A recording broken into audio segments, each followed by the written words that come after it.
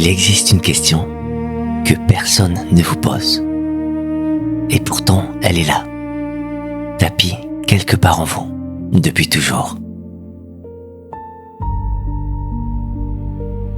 Si un acte terrible pouvait sauver des dizaines de vies innocentes, le commettriez-vous? Auriez-vous ce courage ou cette folie?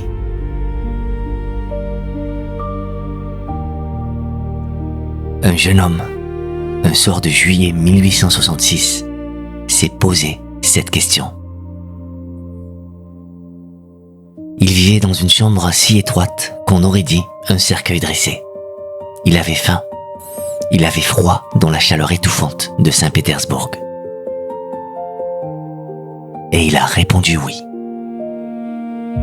Sa réponse l'a détruit. Pas d'un seul coup, lentement, comme une fissure qui s'élargit dans un mur porteur, jusqu'à ce que tout l'édifice s'effondre. Ce jeune homme s'appelle Rodion Raskolnikov. Il est le cœur battant de Crime et Châtiment, le roman que Fiodor Dostoïevski a publié en 1866 et qui reste, plus de 150 ans après, l'une des explorations les plus vertigineuses de l'âme humaine jamais écrite. Raskolnikov dira lui-même, bien plus tard, cette phrase qui résonne comme un aveu arraché aux profondeurs.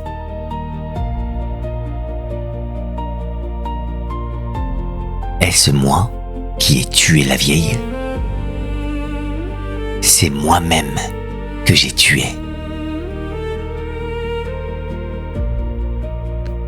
Et c'est cela le vrai sujet de ce livre. Non pas le crime, le ravage intérieur. L'homme qui a écrit ces pages savait de quoi il parlait. Dostoïevski a été condamné à mort en 1849, placé devant un peloton d'exécution, puis gracié à la dernière seconde.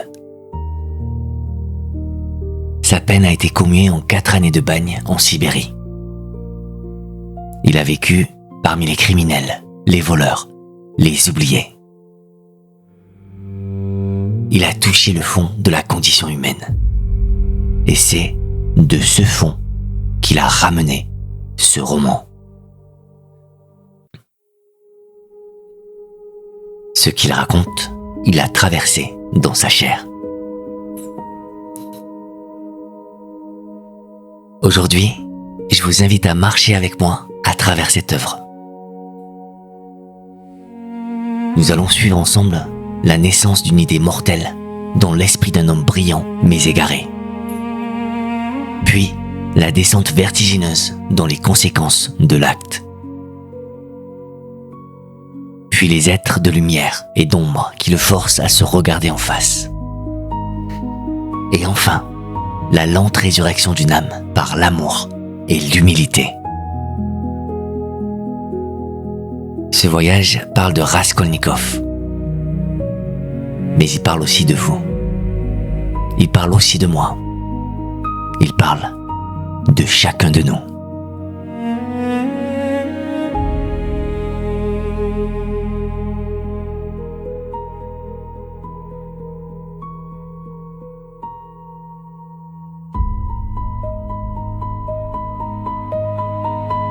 Il y a un Saint-Pétersbourg que l'on ne montre pas sur les cartes postales. Pas celui des palais dorés, ni des perspectives majestueuses. Celui des arrière-cours humides, des escaliers qui sentent le chou aigre et la misère accumulée. Des chambres sous les toits, où l'air manque et où la lumière entre à peine. C'est dans ce Saint-Pétersbourg-là que vit Raskolnikov. Sa chambre est si petite qu'il peut toucher les murs des 2 côtés en étendant les bras.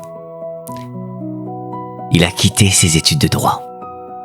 Il n'a plus d'argent pour payer son loyer. Certains jours, il ne mange pas. La misère a ceci de particulier qu'elle ne se contente pas d'affamer le corps. Elle envahit l'esprit.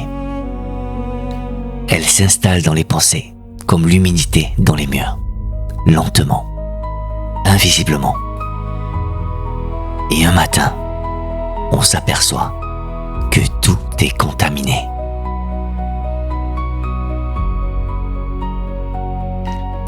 L'orgueil, chez un homme intelligent, devient alors une forteresse. On ne peut pas accepter d'être écrasé. On refuse. On cherche une explication, une théorie, quelque chose qui donne un sens à l'injustice. Et parfois, cette théorie prend la forme d'un poison. Un jour, Raskolnikov reçoit une lettre de sa mère. Elle lui annonce que sa sœur, Dounia, a accepté d'épouser un homme qu'elle n'aime pas, un certain Lougine, calculateur et mesquin, pour les sauver tous de la ruine. Ce sacrifice le révolte. Sa sœur se vend pour lui, comme Sonia Marmeladova se vend pour nourrir ses frères et sœurs. Partout autour de lui, les êtres purs sont broyés par un monde sans pitié. Alors, l'idée s'enracine. Raskolnikov a écrit un article quelques mois plus tôt, dans lequel il développe une théorie. L'humanité, selon lui, se divise en deux catégories. Il y a les êtres ordinaires, ceux qui obéissent aux lois, qui vivent et meurent sans laisser de traces. Et il y a les êtres extraordinaires, ceux qui ont le droit moral de franchir les règles, si leur but sert une cause supérieure. Napoléon a envoyé des milliers d'hommes à la mort, et l'histoire l'a couronné de gloire. Pourquoi un étudiant brillant n'aurait-il pas le droit de supprimer une vieille usurière qui exploite les pauvres et qui, de toute façon, ne manquera à personne?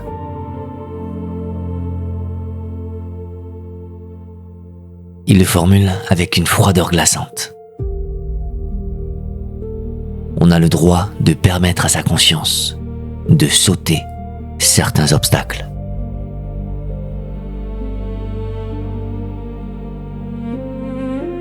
La vieille usurière s'appelle Aliona Ivanovna. Elle vit derrière une porte blindée de verrous. Elle prête de l'argent aux miséreux contre des gages qu'elle garde sans scrupule. Elle exploite les plus faibles. Pour Raskolnikov, elle est un parasite, un pouls nuisible. Il prend une hache, monte l'escalier, frappe à la porte et il la tue. Mais le réel ne se plie pas aux théories. À peine l'acte accompli, la sœur cadette de l'usurière entre dans l'appartement. Elle s'appelle Lizaveta. Elle est douce, simple, inoffensive. Raskolnikov la tue aussi. Ce deuxième meurtre, celui qu'aucune doctrine ne peut justifier, est la première fissure.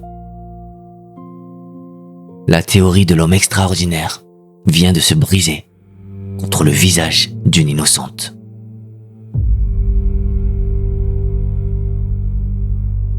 Et voici le détail qui dit tout.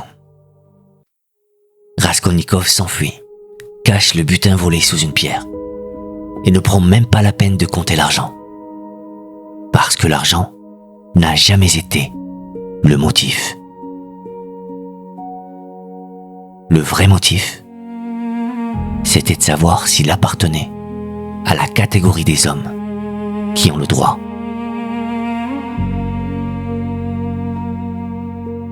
Et la réponse est venue, immédiate, implacable. implacable, inscrite dans le tremblement de ses mains et dans la terreur de ses yeux.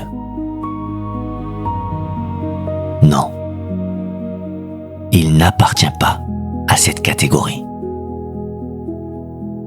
Personne n'y appartient.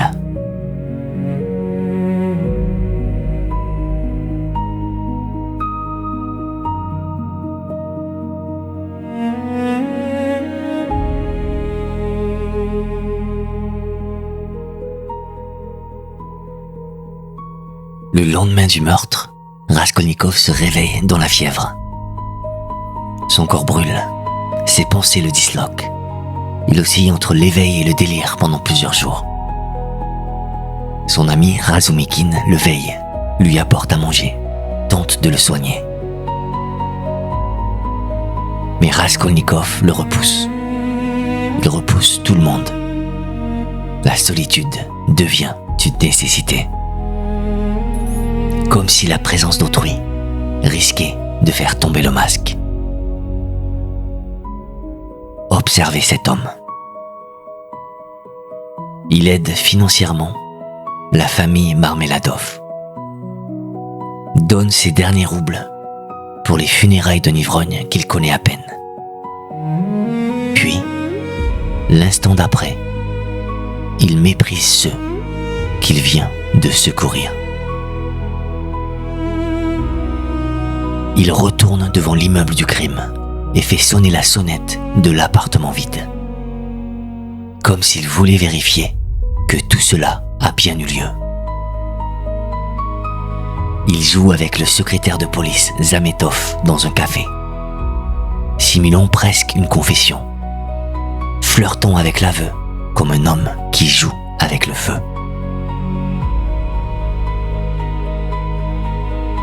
Son être entier est fracturé. L'orgueil refuse de regretter. La conscience, elle, n'a besoin d'aucune permission pour agir. Elle ronge. Et c'est ici qu'entre en scène l'un des personnages les plus remarquables de toute la littérature. Le juge d'instruction, Porfiri Petrovitch. Retenez ce nom. Ce n'est pas un enquêteur comme les autres. Il ne cherche pas d'empreintes, pas de témoins, pas de preuves matérielles. Il cherche la faille dans l'âme. Il traque le tremblement. Il a lu l'article de Raskolnikov sur les hommes extraordinaires et il a compris, avec une intuition de félin, que l'auteur de cette théorie pourrait bien en être le praticien. Leurs rencontres sont des duels, pas des interrogatoires. Des parties d'échecs où chaque phrase est un piège tendu, où chaque silence pèse. Porphyri ne confronte pas Raskolnikov, il l'enveloppe. Il lui parle de philosophie, de morale, d'ambition. Et pendant qu'il parle, il observe.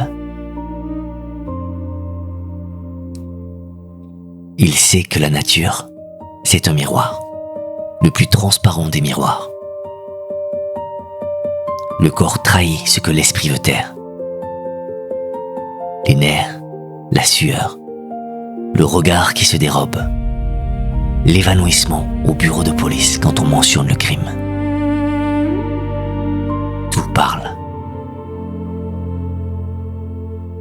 Porphyri attend, avec la patience d'un homme qui sait que la culpabilité est une marée, et que la marée finit toujours par monter. Dostoïevski invente ici quelque chose qui n'existait pas avant lui, le roman policier psychologique. L'enquête comme plongée dans la conscience du coupable, non pas dans les indices du monde extérieur. Plus besoin de traces de pas, ni de cheveux sur un col. La preuve est dans le regard. Cette invention changera la littérature pour toujours.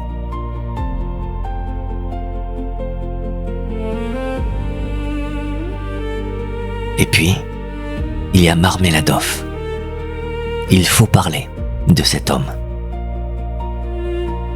Raskolnikov le rencontre dans un cabaret, au tout début du roman, avant même le crime. Marmeladov est un ancien fonctionnaire. Il a tout perdu. Il boit et il sait qu'il boit. Il sait que sa fille, Sonia, s'est prostituée pour nourrir la famille. Il sait que sa femme, Katerina, touche du sang et mourra bientôt. Il sait tout cela. Et il boit quand même. Et dans ce cabaret, devant Raskolnikov, il prononce cette phrase qui tombe comme un couperet.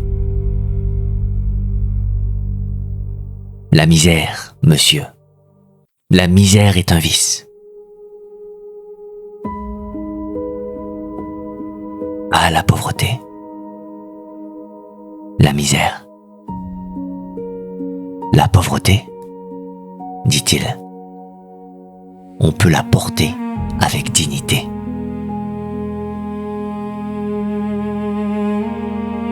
Mais la misère, cette dégradation totale, ce naufrage de tout ce qui fait un être humain. La misère est un vice parce qu'elle détruit non seulement le corps, mais la capacité même de se tenir debout devant sa propre vie.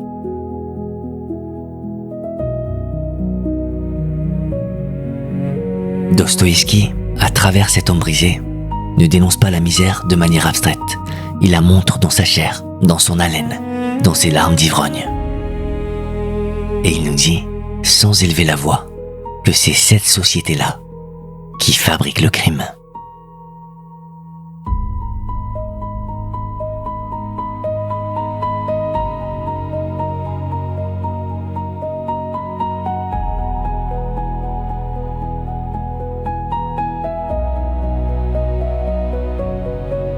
Il y a, dans ce roman, une femme qui porte la lumière.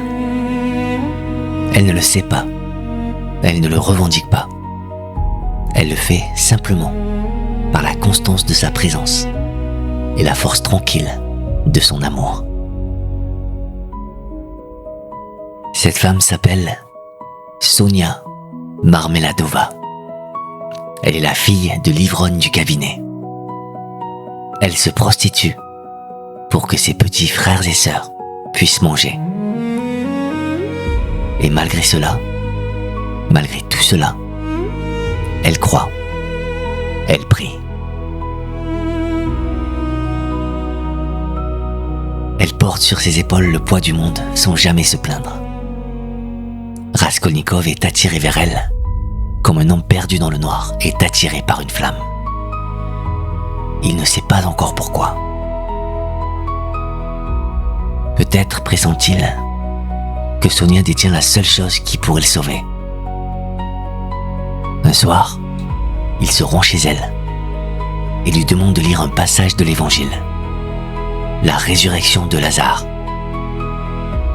Lazare est cet homme mort depuis 4 jours que Dieu rappelle à la vie. Ce n'est pas un hasard. Raskolnikov est un Lazare. Mort moralement depuis le jour où la hache s'est abattue. Enveloppé dans ses bandelettes d'orgueil et de théorie. Et il attend, sans le savoir, que quelqu'un lui dise « Lève-toi ».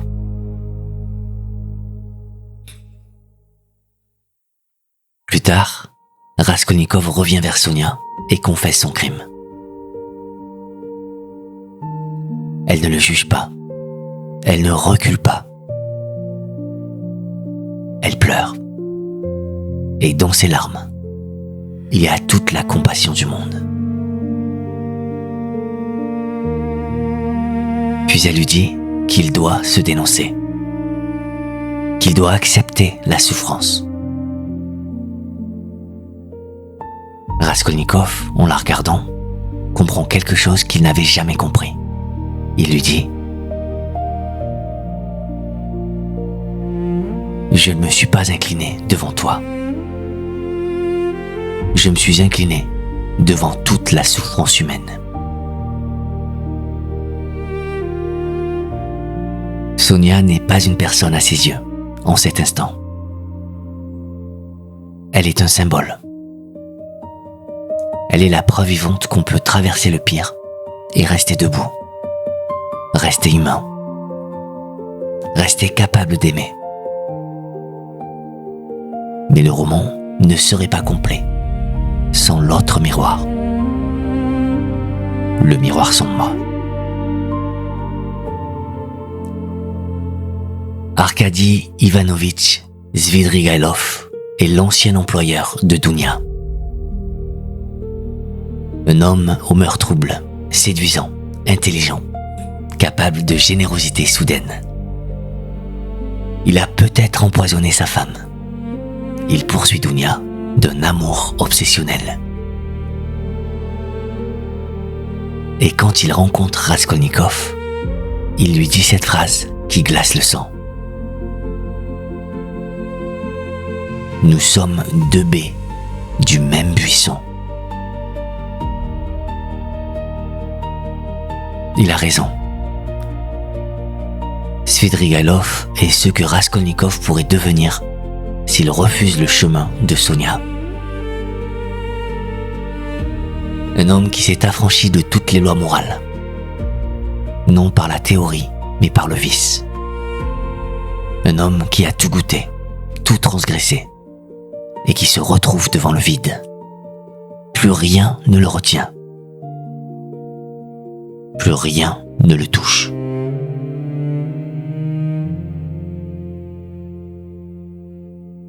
Quand Dounia refuse définitivement son amour, il la laisse partir. Puis, dans une nuit peuplée de cauchemars fiévreux, il sort, marche sous la pluie et se tire une balle devant un témoin indifférent.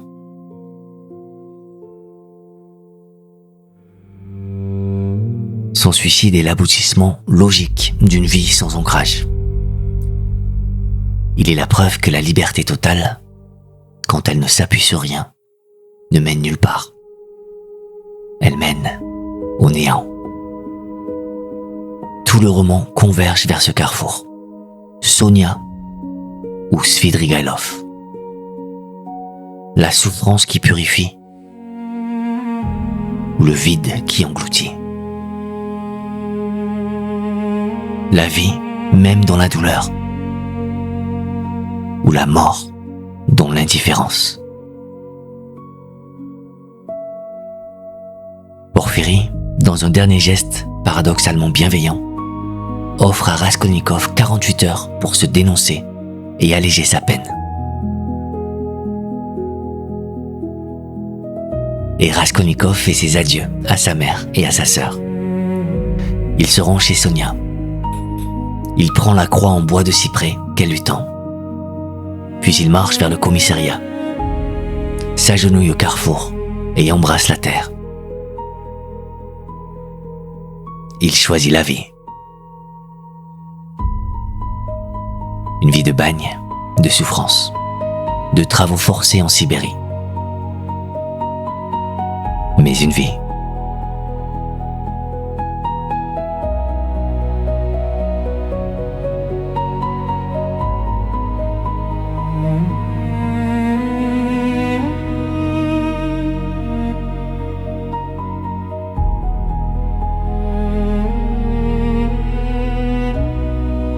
Raskolnikov est condamné à 8 ans de travaux forcés. Sonia le suit en Sibérie. Elle vit près du camp. Elle lui rend visite. Elle attend.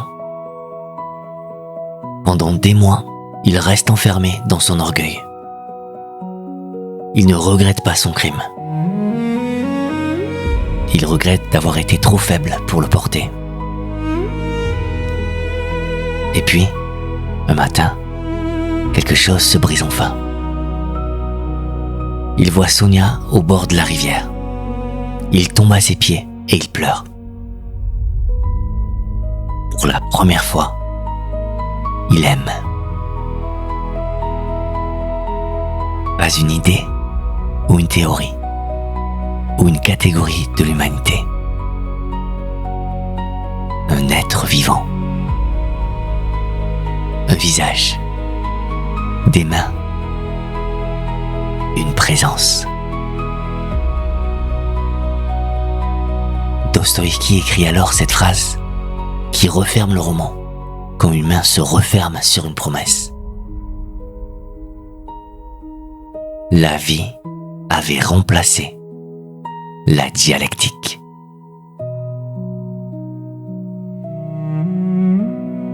Sept mots. 7 mots pour dire que toutes les théories du monde ne valent pas un seul instant de vérité vécue. Ce roman a été publié en 1866. Il a influencé Nietzsche et Freud. Il a nourri Camus et Sartre. Il a inventé le roman policier psychologique. Mais au-delà de l'histoire et de la littérature, il nous pose une question intime. Quelles sont, dans votre vie, les certitudes qui vous enferment?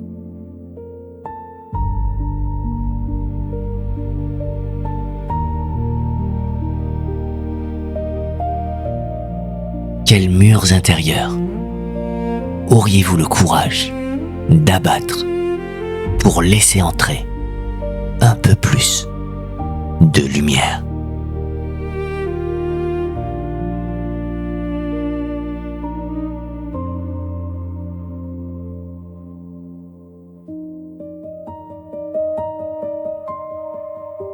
Vous avez cheminé à travers les profondeurs d'une âme humaine.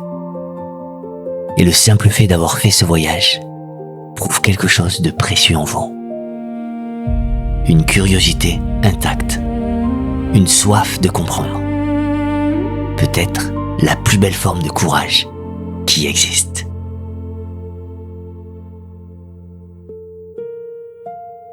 Et ce voyage ne s'arrête pas ici. Il continue dans chaque livre que vous ouvrirez, dans chaque regard que vous poserez, avec un peu plus de douceur sur le monde et sur vous-même. La littérature, comme l'amour, ne guérit pas tout, mais elle éclaire le chemin. Et cela, déjà, change tout.